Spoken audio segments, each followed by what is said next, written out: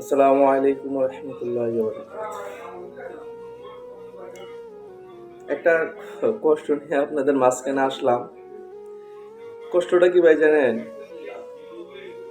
আমরা কিন্তু যখন দেশে থাকতাম তখন কিন্তু আমাদের পাসপোর্টের জন্য কিন্তু অনেক কষ্ট হইতো। পাসপোর্ট অফিসে যাইতে আইতে, তারপর ওই জায়গায় সিরিয়াল, এই জায়গায় সিরিয়াল, বহুত সিরিয়াল, তাই না ভাই?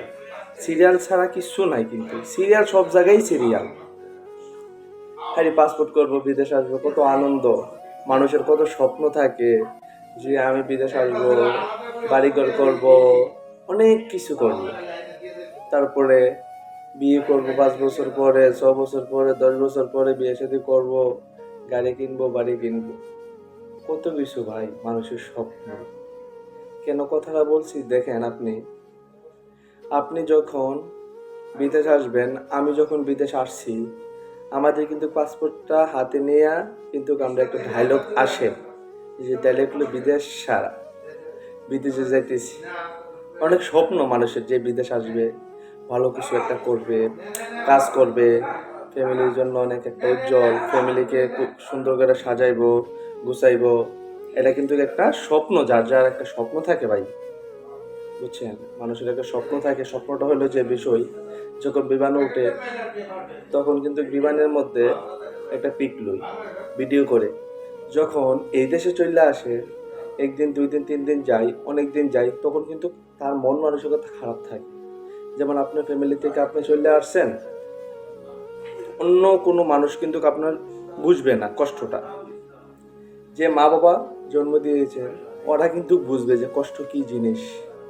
এত বছর আপনারা লালন পালন করছে, এত বছর বড় করে সেটা আপনাকে ওর মা বাবার কাছ থেকে আপনারা বিদায় করে দিচ্ছে, শুধু কিসের জন্য?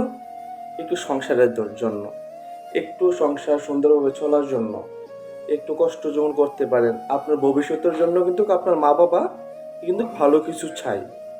আপনার ভবিষ্যৎ যখন না করতে পারবেন, তাহলে কিন্তু হবে না। আপনি ভবিষ্যতের জন্য আপনার মা বাবা ভিক্ষা করেও ধরুন রাজি আছে যে না, আমার ছেলের আমি একটা ভবিষ্যৎ করে দিয়ে যাব। তারপরে দেখবেন আপনাকে যখন বিদায় দিবে, বিদায়ের আগের থেকে যখন আপনার সব কিছু হয়ে যাবে বিদেশে, তখন থেকে দেখবেন আপনার আম্মু আব্বু একটা টেনশন থাকে। হ্যাঁ, আপনার চাচারা সবাই একটা আনন্দ থাকে, আমার ভাতিজারা বিদেশ যাব, হ্যাঁ, আমার ছেলে বিদেশ যাবে, একটা কিন্তু খুশি মনের ভিতরে। যখন আপনি বাড়ি থেকে চলে আসবেন, বিদায় নিয়ে আসবেন ভাই, তখন বুঝতে পারবেন যে কষ্ট জিনিসটা কি। ওই সময় থেকে মনে করবেন আপনার জীবনে সব কষ্ট পাইয়া যাবেন, এর আগে আপনি কোনো কষ্ট পাইবেন না।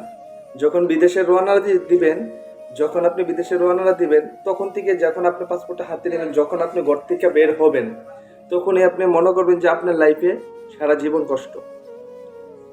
বুঝছেন? কষ্ট জিনিসটা ওই সময় বুঝবেন যে বিদেশ কি জিনিস। দেশে থাকতে কিন্তু আমরা বুঝি নাই। তখন আপনার ফ্যামিলি অনেক কান্না করব, আপনাকে বারবার বারবার বারবার ভিডিও কল দেবো, বাবা বাবা বাবা। তখন কলজার ফাইটটা দেবো ভাই, কলজাটা ফাইটটা দেবো। আরে মা বিদায় করে দিছে ছেলেরে, পুত্রে বিদায় করে দিছে বাবা, কত একটা কষ্ট ভাই। এই তার থেকে কষ্ট কিছু নাই। যখন আপনি এখান থেকে আসবেন, দেখবেন আপনি যখন বিদেশ আসা পর্যন্ত আপনার মা বাবা আপনার জন্য দোয়া করতে করতে করতে করতে ওরা পাগল হয়ে যাবে, যে আমার বাবা যেন সুন্দরভাবে যেতে পারে বিদেশে, সুন্দর করে থাকতে পারে, আমার বাবা যেন ভবিষ্যতে একটা কিছু হতে পারে। এটা কিন্তু একটা চিন্তা আপনার আপনার ফ্যামিলিতে করব, অন্য ফ্যামিলিতে কিন্তু আপনাকে করব না। যে আল্লাহ, আমার ফ্যামিলির একটা ছেলে আসছিল, আমার এই ছেলেটা সুন্দর করে পৌঁছায় দিয়েন আল্লাহ, আমার ছেলেরা সুন্দর করে কাজকর্ম যেমন করতে পারে আল্লাহ। সব কিছু কিন্তু আপনার মা বাবা চাইবো। আপনি কিন্তু বন্ধু বান্ধব কিন্তু আপনার জন্য দোয়া করবে না যে আপনি একটা ভালো কিছু করেন, এমুক করেন হেমুক করেন, এটা কিন্তু আপনার বন্ধু বান্ধব চাইবো না। তার জন্য বলি যে ভাই, বিদেশ আসাটা বহুত কষ্টের। বিমানে যখন ওঠে কত খুশি, এনে এই দেশে আসার পরে 1 দিন 2 দিন 3 দিন পরে এর ভিতরেও খুশি থাকে। কেন? যে দালাল না, কিছু কিছু দালাল আছে আপনাকে খানা দিব, রুম দিব, সব কিছু দিব। কিছু কিছু দালাল আছে আপনাকে এয়ারপোর্টের থেকে আনবো না। কেন আনবো না? ওরা কথা হলো যে ওরা দালালি ব্যবসা করবে, ওরা কাম হইলো দালালি ব্যবসা। আপনাকে নই সই দিয়ে বুঝাইবো যে ভাই, তোমার কাম এইটা, তোমার কাম ওইটা, তুমি প্রতি মাসে 50,000 পাঠাইতে পারবা, 60,000 পাঠাইতে পারবা, 1 লাখ টাকা পাঠাইতে পারবা। এটা কিন্তু দালালের কথা, মধুর মধুর কথা থাকবো। দালালরা কিন্তু মধুর মধুর কথা থাকবে। আর 2 নম্বরে যত লোক আছে তাদের মুখে হইলো মধু, অন্তর হইলো বিষ। তার জন্য বলি আপনি যা করবেন ভেবে চিন্তে করবেন, তাহলে আপনি লাইফ সুন্দর সাজাতে পারবেন। আমরা যখন বিদেশে আসছি কিছু মানুষ ভাগ্য ভালো থাকে, কিছু মানুষ ভাগ্য খারাপ থাকে, এমনই তো ভাই। অনেকে সাকসেস হইতে পারে, অনেকে সাকসেস হইতে পারে না। আপনি বিদেশে হওয়ার পরে ভাই জিনিসটা বুঝবেন যে কষ্ট কি জিনিস। আপনার মা বাবাকেও আপনি শ্রদ্ধা দিবেন, শ্রদ্ধা করবেন, বাট আপনি যে বাসার থেকে বাইরে হয়েছেন আপনি যদি চিন্তা করবেন যে ভাই আমি আর দেশে ফিরে যেতে পারবো না, আপনি বিদেশে আসেন, হ্যাঁ বিদেশ থেকে বাড়িতে যান, এটা কিন্তু আপনার মা বাবার সবটা দোয়া থাকবে যতদিন আপনার মা বাবা বাচ্চা থাকবে। আপনি বিদেশে আসলেও কিন্তু কাজের ফাঁকে ফাঁকে আপনি কিছু ভালো কাজ করতে হবে।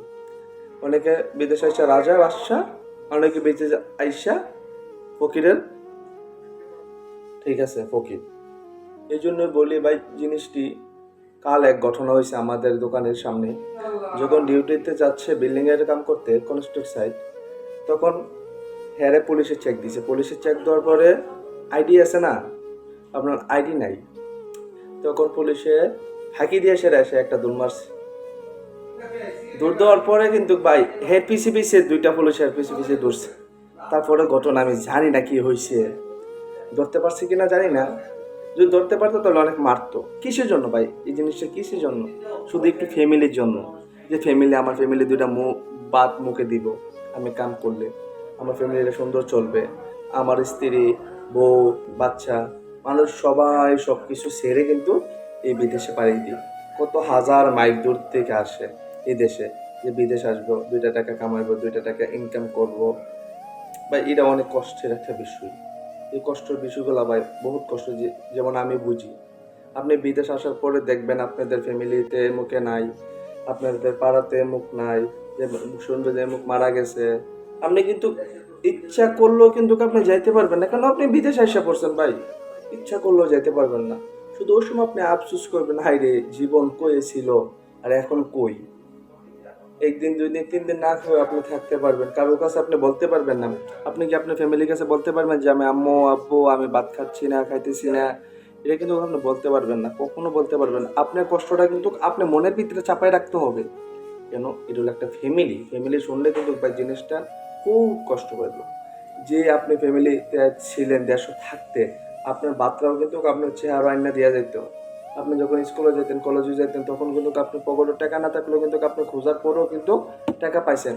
আপনার মা বাবা একটা ধমক দিলেও কিন্তু আপনি ওই টাকাটা কিন্তু দিছে। কেন দিছে? ছেলে।